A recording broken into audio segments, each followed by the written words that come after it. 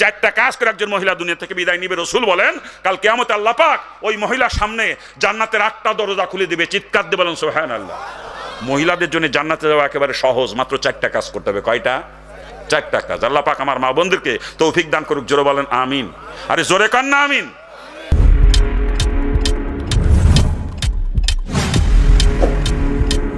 হিন্দুর বাচ্চা, আল্লাহ পাক আপনাদের মতো মুসলমানের ঘরে আমাকে জন্ম দেন নাই, আল্লাহ পাক হিন্দুর ঘরে জন্ম দিয়েছিলেন।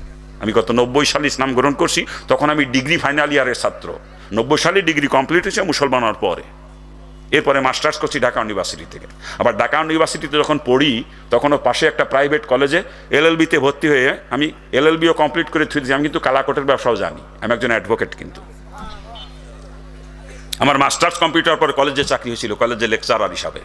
7 মাস চাকরি করে চাকরি ছেড়ে দিলাম। ওই যে মেয়েদেরকে পড়াতে হয়, যুবতী মেয়েদেরকে, আমি বেপর্দায় চলে দায়ুস হয়ে কবরে জাহান্নামে যাইতে পারবো না, চাকরি ছেড়ে দিলাম, লাথি মারলাম চাকরি। তখন আমার পায়ের নিচে এক বিন্দু বালুও ছিল না, ভাসমান শ্যাওলার মতো। আমি ইসলাম গ্রহণ করছি, বাপের সমস্ত সম্পত্তি থেকে বঞ্চিত। এরপরে লেখাপড়া করছি, নিজে টিউশনি করে করে পড়ার খরচ চালাইছি, টিউশনি করে করে। কেবল লেখাপড়া শেষ করে চাকরিটা হয়েছে, মাত্র 7 মাসের মাথায় চাকরিতে লাথি মারলাম জাহান্নাম থেকে বাঁচার জন্যে। আমি কি খাবো চিন্তা আমি করি নাই, কি খাবো এ চিন্তা করি নাই, আমি জাহান্নামে যাইতে পারবো না, চাকরিতে লাথি মারলাম। চাকরি ছেড়ে দেওয়ার পরে চরমনার মরহুম পীর সাহেবের সঙ্গে পরামর্শ করলাম, হুজুর এই অবস্থা আমি কি করব। তো হুজুর বলতেন, বাবা চাকরি থাকা অবস্থায় যদি আসতে আমি পরামর্শ দিতাম অন্য একটা ইনকামের রাস্তা খুঁজিয়ে বের করে তারপরে চাকরি ছাড়িও, এই অবস্থায় চাকরি ছাড়িয়ে না। আমি তাই বলতাম। তো আপনি চাকরি ছাড়িয়ে দিয়ে আইসেন, এখন কি পরামর্শ দেবো? তবে আমার মনে হয় আপনি একজন MA পাস মানুষ। আল্লাহ পাক, আপনি যদি আলেম হইতেন, আল্লাহ পাক মনে হয় আপনাকে দিয়ে দিনের কিছু খেদমত নিত। হুজুর যখন এই কথা বললেন, আমি দোয়া চেয়েছিলাম, হযরত আমার জন্য দোয়া করেন, আল্লাহ পাক যেন আমাকে আলেম বানায়, দিনের খেদমত করার সুযোগ দেয়। পীর সাহেব, মরহুম পীর সাহেব চরমনার মসজিদের মিম্বরে বসা, আমি হুজুরের পায়ের কাছে বসা। রমজান মাস, তালিম তরবিয়তে গেছি ওই সময়। ইফতারির একটু আগে হুজুর আমার মাথা দিয়ে দোয়া করে দিলেন। আমি দোয়া করি আল্লাহ পাক আমাকে আলেম বানাক, দিনের খাদেম ইনশাআল্লাহ পাক কবুল করুক।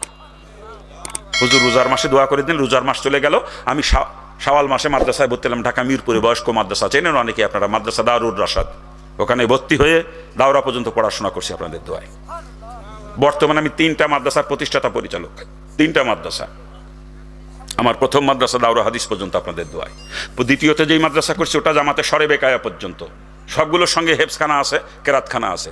আর 3 নম্বরে যেটা করছি মাদ্রাসা, ওটা শুধু হেফসখানা আর নুরানি। দোয়া করেন আল্লাহ পাক আমার খেদমতগুলো কবুল করুক।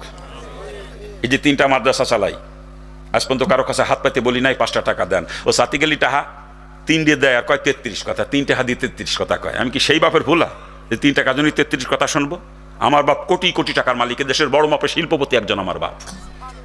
এদেশের বড় মাপের শিল্পপতি আমার বাপ। আমার বাপের যে কত সম্পদ তার হিসাব সে নিজেও কোনোদিন দিতে পারবে না। শুধু বাংলাদেশে না, বাংলাদেশে যা তার তো ইন্ডিয়ায় আরো বেশি কামাই করে। বাংলাদেশে বসে শিল্প কারখানা সব ব্যবসা বাণিজ্য বাংলাদেশে, তো সম্পদের পাহাড় করতেছে ভারতে নিয়ে। ওই যে ভয় আছে যদি কোনোদিন দৌড় দিয়া লাগে। দেশের হিন্দুরা যে কি করে আপনারা তো জানেন না। 3 টাকা যদি কামাই করে, 2 টাকা 12 না, ইন্ডিয়ায় 5 ক্লাস চেষ্টা করে, 4 নাই দেশে বসে ভাঙ্গে খায়। আমার বাপসা সারা যা করে আমি ভালো জানি। বাংলাদেশকে অর্থনৈতিকভাবে পঙ্গু করে দিচ্ছে, কয় হিন্দুতি, কয় হিন্দুতি। তবে গরিব হিন্দুরা কিন্তু এই কামটা করে না, লেভেলের হিন্দু তারা এই কামটা করে। আপনারা তো জানেন না, কিন্তু আমি তো সব খবর জানি। আমার বাপসা যা করে আমি জানি না। দোয়া করেন। তারপরেও তাদেরকে আমরা জামাইয়া ধরে রাখছি, অথচ তারা আমার ভাইদেরকে ভারতে কচু কাটা কাটতেছে। কি কথা ঠিক না? ধরে কান। আরে ওই দেশে তো কাটতেছে কচু কাটা, বাংলাদেশে কি শুরু করছে দেখেন না? ওই যে চিন্ময় বদমাইশ, চিন্ময় দাস, চিটাগাঙের নাম শুনছেন আপনারা? চিন্ময় কৃষ্ণ দাস, ওই বদমাইশ কি করতেছে? এমন এমন বক্তব্য দিয়ে বেড়াইতেছে যেই বক্তব্যগুলো শোনার কারণে মুসলমান যাতে ক্ষিপ্ত হয়ে যায়। ক্ষিপ্ত হয়ে যেই হিন্দুদের উপর আক্রমণ করবে, ওরা ওইগুলো ভিডিও করে করে বহির্বিশ্বে ছড়াই দেবে, যাতে বাংলাদেশ একটা সন্ত্রাসী দেশ, বাংলাদেশ এটা সংখ্যালঘুদের উপরে জুলুম নির্যাতন করতেছে, এইগুলো যাতে প্রমাণ করতে পারে। এই ছিল ওদের ধান্দা। কিন্তু বাংলাদেশের মুসলমান তো সেরকম না। হিন্দু, ভারতের হিন্দুদের মতো উগ্রবাদী না। কি কথা ঠিক না? ভারতের উগ্র হিন্দুরা যেভাবে মুসলমানদেরকে কচু কাটা করতেছে, এই কিছুদিন আগেই ভারতে কি অবস্থা গেছে। একজনে ফ্রিজের মধ্যে গরুর গোশত, তারে কচু গলা কাইটে জবাই করে ফেলা দিয়েছে। একজন গরুর গোশত খাইছে বলে তারে জবাই করছে। এইভাবে বাইছে যারা গরু খায়, যারা গরু জবাই করে, কুরবানি দেয়, এক এক করে সবাই রেখে গুজরাটে কাটিছে, এক এক করে কচু কাটা কাটিছে, জানেন না আপনারা? জানেন না? অথচ বাংলাদেশে যে কয়জন হিন্দু আছে আমরা যদি মুতিয়ে দিই ওরা বাইশে দিল্লি চলে যাবে না, মুতিয়ে দিল্লি বাইশে দিল্লি চলে যাবে না, কথা ঠিক না? কিন্তু আমরা তো তাদের সঙ্গে কোনো বিমাত আসল আচরণ কখনো করি না, কি বলেন? আমরা তাদেরকে নিজেদের ভাই মনে করি, জামাই আদরে রাখছি দেশে, কথা ঠিক না? কারণ তারা তো আমাদের দেশের নাগরিক, তারা আমাদের ভাই, আমরা এটা করি। আর ওই দেশে হিন্দুর বাচ্চারা, কাফেরের বাচ্চারা মুসলমানদেরকে কচু কাটা করতেছে। চিন্ময় বদমাইশ এটা বিশ্বে বাংলাদেশকে সন্ত্রাসী রাষ্ট্র হিসেবে পরিচয় মানে প্রমাণ করার জন্য উঠে পড়ে লাগছিল। তারপরে কত বড় স্পর্ধায় বদমাইশের, বাংলাদেশের জাতীয় পতাকার উপরে তার দলীয় পতাকা উত্তোলন করছে, গেরুয়া পতাকা উত্তোলন করছে বাংলাদেশের জাতীয় পতাকার উপরে, দেশকে অবমাননা করা। আর এই রাষ্ট্রদ্রোহিতার মামলা তাকে গ্রেপ্তার করা হয়েছে। এইটা নিয়ে ইন্ডিয়াতে কইতেছে বদমাইশের গোষ্ঠী, ওরে কেন জামিন দেওয়া হলো না? এই চিন্ময় বাংলাদেশের নাগরিক, তাকে জামিন দিবে না জেলে দিবে না তার কি বিচার হবে এটা বাংলাদেশ সরকার বুঝবে। এ তোদের কথা বলার এখতিয়ার দিল কে? ভারতের বদমাইশদের? হ্যাঁ, তোদেরকে কথা বলার এখতিয়ার দিল কে? আর এক দেশের নাগরিক ব্যাপারে নাক গলানোর অধিকার তোদেরকে কে দিয়েছে? হ্যাঁ, নাকি বুবুজান তো ওই দেশে যে ফলাইছে বুবুজানরে খুশি করতেছে নাকি কান? আর বুবুজানু তোগের ভাওসাটা গুলাম, বুবুজানকের ভাওসাটা গুলাম না? বুবুজান রে বাংলাদেশের প্রধানমন্ত্রী, আর মোদি কি কইছিল? বাংলাদেশের মুখ্যমন্ত্রী। ভারতের বিভিন্ন প্রদেশের যারা প্রধান তাদেরকে যেরকম মুখ্যমন্ত্রী বলে, হাসিনারে মুখ্যমন্ত্রী বলে আখ্যায়িত করেছে, কিন্তু হাসিনা কোনো প্রতিবাদই করে নাই। আসলে ওদের চিন্তা চেতনাই ছিল ভারতের সঙ্গে মিলে যাইয়ে ভারতের একটা অঙ্গরাজ্য হয়ে থাকবে, মুখ্যমন্ত্রী হয়ে থাকবে, এটাই ওদের টার্গেট ছিল, কথা ঠিক না? কিন্তু বাংলাদেশ তো স্বাধীন, বাংলাদেশ স্বাধীন, লক্ষ লক্ষ জীবনের বিনিময়ে, লক্ষ লক্ষ মামবন্ধের ইজ্জতের বিনিময়ে স্বাধীন করেছি। আমাদের শরীরে এক বিন্দু রক্ত থাকা পর্যন্ত কোন প্রভু দেশের কোন বিদেশি শক্তিদের রক্তচক্ষু পরোয়া করব না ইনশাল্লাহ। প্রয়োজন বোধে জীবনের প্রতিটা রক্ত ফোঁটা বিলিয়ে দেবো, তবু এদেশের স্বাধীনতা সার্বভৌমত্বের হেফাজত করবো ইনশাল্লাহ। কি আপনারা রাজি আছেন তো? ইনশাল্লাহ রাজি আছেন তো? আল্লাহ পাক সকলকে কবুল করুক, জোরে বলেন আমিন। আরে জোরে বলেন না আমিন। আমরা ভারতের গোলাম না, আমরা স্বাধীন দেশের নাগরিক, কথা ঠিক কিনা? জোরে বলেন ঠিক কিনা? আমরা স্বাধীনতার সময় সহযোগিতা করছিলাম। তোরা সহযোগিতা করছো কি জন্য আমরা জানি না, আমাদেরকে গোলাম বানানোই তোদের টার্গেট ছিল। তাই তো ফারাক্কা বাদ দিয়েছো। এখন যখন পানি শুকায় যায় তখন গেটগুলো আটকাই দিয়ে নিজেরা ওই পানিতে শেষ কার্য চালাও, আর যখন পানিতে তোমাদের দেশ তলায় যায় তখন গেটগুলো খুলে দিয়ে বাঙালিদেরকে তলায় আমারও। পাকিস্তান সরকার চাইছিল এন্টি ফারাক্কা বাদ করতে, এন্টি ফারাক্কা বাদ তৈরি করতেছে। যদি করি থুয়ে জাতি পাইতো পাকিস্তান সরকার, আইয়ুব খান, তাহলে আজকে 12 তালারা আমাদের ফাওতালায় কুল পাইতো না। এই জন্য আমি বর্তমান যে অন্তর্বর্তীকালীন সরকার আছে ওদের কাছে দাবি জানাইতেছি যে যেই চেষ্টা আইয়ুব খান করেছিল এন্টি ফারাক্কা বাদ তৈরি, তিস্তা নদীতে এন্টি ফারাক্কা বাদ তৈরি করতে চেয়েছিল, এখন এই অন্তর্বর্তীকালীন সরকার যদি ওই বাদটা তৈরি করে ফেলতে পারে তাহলে ভারত আমাদের কাছে নত জানু হয়ে থাকবে, আমাদের পা ধরতে বাধ্য হবে। এন্টি ফারাক্কা বাদ অত্যন্ত জরুরি বাংলাদেশের জন্য, কথা ঠিক কিনা? আল্লাহ পাক আমাদের দেশের সরকারকে বুঝ দান করুক, জোরে বলেন আমিন। আরে জোরে কর না আমিন। আমরা ভারতকে প্রভু হিসাবে মানতে পারবো না, ভারতের গোলাম হয়ে থাকতে পারবো না, কথা ঠিক কিনা? ওরা আমাদের গোলাম হয়ে থাকতে বাধ্য হবে যদি খালি এন্টি ফারাক্কা করতে পারি। আমরা দোয়া করেন আল্লাহ পাক সরকারকে বুঝ দিক, এন্টি ফারাক্কা বাদ তৈরি করার জন্য আমরা চেষ্টা করতে থাকি, না কি বলেন আমার বাবাজিরা? তা যে কথা বলতেছিলাম, আমি 3টা মাদ্রাসা পরিচালনা করি, আজ পর্যন্ত কারো কাছে হাত পাতে চারে না, পয়সা চাই নাই। আরে এখন তো কোটি লক্ষ লক্ষ টাকা কামাই করতেছি প্রতি মাসে, মিনিমাম ইনকাম 15 লক্ষ টাকা বর্তমানে প্রতি মাসে। কিন্তু এমনও দিন গেছে আমি ইসলাম গ্রহণের পরে পরপর 3 দিন একটা দানা আমার পেটে যায় নাই, 3 দিন না খেয়েছিলাম, 3টা রাত চোখে ঘুম আসে নাই, ক্ষুধার যন্ত্রণায়। পেটে ক্ষুধা থাকলে চোখে ঘুম আসে? তারপরেও চারে না পয়সার জন্য হাত পাতি নাই কারো কাছে। একটা চিন্তা করি যে আমার বাপ এত বড় ধনী মানুষ, আজকে আমি যদি হাত পাতি হিন্দুরাও টিটকেরি করবে, দেখছো রে এত বড় লোকের ছেলে আজকে মুসলমানে ভিক্ষে করে বেড়ায়, তখন ইসলামের বেইজ্জতি হয়ে যাবে। কি কথা ঠিক কিনা? ইসলাম তো ভিক্ষাবৃত্তি ধর্ম না, যে ইসলামের জন্য বাপ ছেড়েছি, মা ছেড়েছি, আত্মীয় স্বজন ত্যাগ করেছি, বাপের কোটি কোটি টাকা সম্পদ ফেলে রেখে চলে আসে, আবার আমার কারণে সেই ইসলামের বেইজ্জতি অসম্ভব। আমি না খেয়ে মারা যাবো, তবুও হাত পেতে কখনো ইসলামকে কলঙ্কিত করব না। দোয়া করেন আল্লাহ পাক যেন কোনো দিক কারো মুখাপেক্ষে আমাকে না করে। কি করবেন না দোয়া? আমার মাদ্রাসাগুলো আল্লাহ পাক, আমি যা গুনাহগার, যা কামাই করি কষ্ট করে, আমি অনেক কষ্ট করে চলি, আমার একটা গাড়িও নাই, অথচ প্রতি মাসে একটা গাড়ি কিনতে পারি আমি, এটাকে আমি কামাই করি প্রতি মাসে। আমি একটা টিনের ঘরে বাস করি, টিনের ঘর আমার একটা 15 শতক জমি কিনে একটা টিনের ঘর করে সেখানে বসবাস করি। অথচ যে টাকা আমি মুসলমান হওয়ার পরে কামাই করছি, চাইতাম যে ঢাকায় বাড়ি করব, গুলিস্তান 0 পয়েন্টের আশেপাশে জমি কিনে কবে 30, 35, 40 তলা বিল্ডিং করতে পারতাম। এ টাকা আমি ইসলাম গ্রহণের পরে কামাই করছি আপনাদের দোয়ায়। এই 30 বছর ধরে বক্তাগিরি করতেছি, বোঝেন না?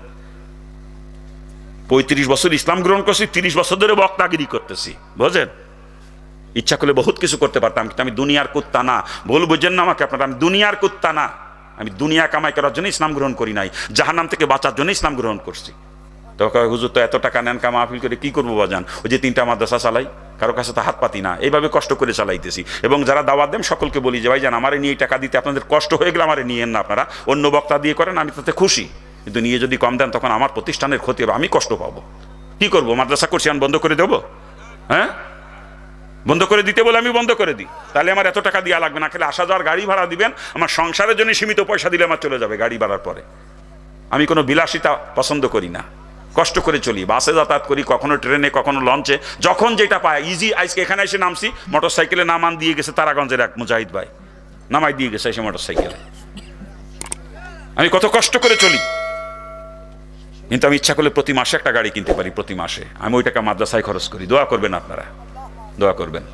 একটা খাদেম রাখি না কখন, আমি একা একা সফর করি। আর কোনো বক্তার সাথে খাদেম 2 জন 3 জন 4 জন থাকে। আমি একা একা চলি, কষ্ট করি একা, আমার চলতে কষ্ট হয়। খাদেম রাখি না কেন জানেন? যেই টাকা আমার গাড়ি ভাড়া যায় খাদেমের পিছনে সেই টাকা চলে যায়। আমি হোটেলে খাই, খাদেমরে খাওয়ানো লাগে, আবার সে বেচারা আমার পিছনে ঘুরবে, তার সংসার আছে না, এই সংসার খরচ তো দেওয়া লাগবে। কিন্তু খাদেমের পিছনে আমি হিসাব করে দেখছি, গাড়ি ভাড়া দিয়ে, খাওয়া খরচ দিয়ে, তার সংসার খরচ দিয়ে মাসে 70-80 হাজার টাকা চলে যায় খাদেমের পিছনে, মিনিমাম 70-80 হাজার টাকা চলে যায়। যে সমস্ত বক্তাদের নিজের গাড়ি নেই, তারা ভাড়ার গাড়ি নিয়ে আসে। আমি এটা ভাড়ার গাড়িও আনি না, এটা ভাড়ার গাড়িও আনি না, কারণ আমি বাই রোডে চলাচল করলে আমার অল্প খরচ হয়। আমি বাকি টাকা মাদ্রাসা করি, কষ্ট করি শুধু মাদ্রাসার জন্যে, এই কষ্ট করি শুধু মাদ্রাসার জন্যে। আমার সংসারে সীমিত খরচ, একটা মাহফিলের 1000 টাকা পুরো মাসও লাগে না আমার সংসারে। আমি 30 দিন কষ্ট করি, শুধু মাদ্রাসার জন্যই কষ্ট করি আমি। মাদ্রাসা করছি, বন্ধ তো করে দিতে পারতেছি না, কি করব? দোয়া করেন আল্লাহ পাক যেন ব্যবস্থা করে দেয়। তবে উপযাজক হয়ে যদি কেউ কিছু দেয় সেটা নিই, আমার এলাকার মানুষ যথেষ্ট দেয়, উপযাজক হয়ে দিয়ে যায়। কোনোদিন কারো কাছে হাত পাতি নাই, আমার কোনো শিক্ষক ছাত্র কোনোদিন কোনো কালেকশনে বের হয় না, যাবে না কোনোদিন। উপযাজক হয়ে যা দেওয়ার দরকার দিয়ে যাবে মাদ্রাসায় এসে, সেটা নেব। উপযাজক হয়ে দিলে সেটা ফেরত। এই যে সারা দেশে মাহফিল করি, অনেক শ্রোতারা ভক্তবৃন্দ আছে, হাতের মধ্যে 1000 টাকা নোট, 500 টাকা নোটও গুঁজে দেখো, হুজুর আপনার মাদ্রাসার জন্য এটা দিলাম, ওটা ফেরত দিতে পারবো? ফেরত দিলে লোকটাকে আখেরাত থেকে বঞ্চিত করা হয়ে যাবে। লোকটা মাদ্রাসায় দান করে আখেরাতের ব্যাংকে জমা করতে চায়, তাকে বঞ্চিত করার ইখতিয়ার আমার নাই। উপযাজক হয়ে দিলে আমি নিই, কিন্তু হাত পেতে কারোর কাছে বলি নাই 5টা টাকা দেন। এই যে মাহফিলের শেষে যখন আখেরি মুনাজাত হয়, মুনাজাতের পরে শ্রোতারা মুসাফা করার জন্য লাইন ধরে, আর মুসাফার সময় হাতের ভিতরে গুজে গুজে দিয়ে যায়, আপনার মাদ্রাসার জন্য এটা দিলাম, ওটা ফেরত দিতে পারবো না, ওটা নিয়ে। এই উপযাজক হয়ে যে যা দেয়, আমি গুনাহগার যা কামাই করি, এইটা দিয়ে আমার 3টা প্রতিষ্ঠান চলতেছে। দোয়া করবেন আল্লাহ পাক যেন আমার প্রতিষ্ঠানগুলো কবুল করে। শুধু এই নিয়েতে মাদ্রাসা করছি। একজন হক্কানি আলেম যদি ওখান থেকে বের হয়, একজন হক্কানি আলেমও যদি বের হয় কিয়ামত পর্যন্ত, ওই একজন হক্কানি আলেমের ওসিলায় আল্লাহ পাক আমাকে মাফ করে দিবে কিয়ামত। শুধু এই নিয়েতে মাদ্রাসা করছি, দোয়া করবেন। খারাপ লাগতেছে আপনাদের? আমার ইসলাম গ্রহণের পিছনে কোনো অলৌকিক ঘটনা নয় বাজান। আমি দীর্ঘদিন 3টা ধর্ম নিয়ে পড়াশোনা করেছিলাম। প্রথম শুরু হয় গল্পের বই থেকে। গল্পের বই মনে করে রসুলের জীবনী কিনে নিয়ে আসছিলাম। বইটার নাম হলো যে ফুলের খুশবুতে সারা জাহান মাতোয়ারা। মনে করছিলাম আমি আশ্চর্য কোনো ফুল নিয়ে হয়তো বা বইটা লেখা, কেমন সেই ফুল কোথায় পাওয়া যায় জানার উদ্দেশ্যেই বইটা কিনছিলাম। কিনে এনে পড়ে দেখি সত্যি যে ফুল নিয়ে লেখা, সে ফুলের জন্য আসলেই সারা দুনিয়া পাগল। আর সে ফুল আমার পেয়ারা নবী মুহাম্মদুর রাসূলুল্লাহ সাল্লাল্লাহু আলাইহি ওয়াসাল্লাম। হুজুরের জীবনী পড়ার পরেই ইসলামের প্রতি আকৃষ্ট হয়ে ইসলামী বই পুস্তক পড়তে থাকি। পড়তে পড়তে একসময় ইসলাম ভালো লাগে। তখন মনে চিন্তা হয় যে আমার বাপদাদার ধর্ম, হিন্দু ধর্ম, পৈতৃক ধর্ম যেটা, ও তো ইসলামের থেকে আরো ভালো হইতে পারে, ও সম্পর্কে আমার কোনো জ্ঞান নাই, পড়ে দেখিনি কোনোদিন। তখন অন্তর মধ্যে ধাক্কা লাগলো, কিরে ভুল করেছি তো, পরের ধর্মের বই পুস্তক পড়লাম অথচ নিজের ধর্মের বই পুস্তক পড়লাম না, এটা কেমন হয়ে গেল। তখন সিদ্ধান্ত নিলাম নিজের ধর্মের বই পুস্তক পড়ব। আমি হিন্দু ধর্মের বই কিন্তু একটাও পড়তে বাদ দিই নাই। বেদ, গীতা, ভাগবত, মহাভারত, পুরাণ, চণ্ডী, রামায়ণ, কল্কি পুরাণ ও সব পড়েছি। আর হিন্দু ধর্মের বই পুস্তক যত পড়ছি, ইসলামের দিকে আরো তত বেশি আগায় গেছি। আবার খ্রিস্টান ধর্মের বই পড়তেও বাদ দিই নাই। খ্রিস্টান মিশনারিতে যোগাযোগ করে ওদের মিশনারিতে যত বই ছিল সব পড়েছি। কিন্তু আমি হিন্দু ধর্ম নিয়ে, খ্রিস্টান ধর্ম নিয়ে স্টেজে আলোচনা করা পছন্দ করি না, কারণ ওদের ইসলামের কোনো উপকার হয় না, বরং ক্ষতি হয়। এমনি কিন্তু হিন্দুরা মাঝে মাঝে আর শুনতে আসে না, শুনতে শুনতে আল্লাহ পাক কোনোদিন তাকে হেদায়েত দিয়েও দিতে পারে। কিন্তু আমি যদি স্টেজে উঠে ধর্মের বিরুদ্ধে বলতে থাকি, ওই যে উঠে লোকটা গালিগালাজ করতে করতে চলে যাবে, জীবন আজ মাহফিলের ধারও আর আসবে না কোনোদিন। এতে লাভ হলো না ক্ষতি হলো? এই জন্য আমি স্টেজে আলোচনা করি না। কিন্তু যদি কোনো হিন্দু ভদ্রলোক বা খ্রিস্টান ভদ্রলোক আমার সঙ্গে আলোচনায় বসতে চান, আমি যে কোনো মুহূর্তে তো, কিন্তু কন্ডিশন একটা, উনি যদি প্রমাণ করতে পারে হিন্দু ধর্ম সত্য, আমি আবার হিন্দু হয়ে যাব। খ্রিস্টান পাদ্রী যদি আমার সঙ্গে বসে প্রমাণ করতে পারে খ্রিস্টান ধর্ম সত্য, আমি খ্রিস্টান হব। আর যদি আমি প্রমাণ করতে পারি ইসলাম ধর্ম সত্য, ওনাদের মুসলমান হতে হবে। এই কন্ডিশনে যে কোনো হিন্দু পণ্ডিত বা যে কোনো খ্রিস্টান পাদ্রী যে যেখানে বসতে চাক, আমি সেখানে যে বসতে রাজি তার সঙ্গে। আপনাদের দোয়ার বরকতে আমার সঙ্গে বসে আজ পর্যন্ত একজন উঠে যাইতে পারে না, একজনও না। আমি 90 সালে ইসলাম গ্রহণ করছি, আমার হাতে পর্যন্ত আরো 70 জনের উপর ইসলাম কবুল করেছে। দোয়া করবেন ভাইজান। আমার মাদ্রাসার জন্য কোনোদিন কারো কাছে হাত পাতি না, নিজের জন্য হাত পাতার তো প্রশ্নই আসে না। তারপরও মাঝে মাঝে দিনের স্বার্থে হাত পাততে হয়। আজকে তো আপনাদের কাছে হাত পাতবো দিনের স্বার্থে, এটা আগেই মনে মনে নিয়ত করছি আমি। যদি হাত পাতি দেবেন আমার হাতে, আমি আপনাদের ভাই, নাকি ভাই বিলে মানেন না আমার? ভাইয়ের কাছে ভাইয়ের দাবি, এটা কোনো হরিপদ হরে কৃষ্ণের কাছে আমি হাত পাতি নাই। হাত পাচ্ছি আব্দুর রহিম, আব্দুল খালেক, আব্দুল জব্বার, আমার মুসলমান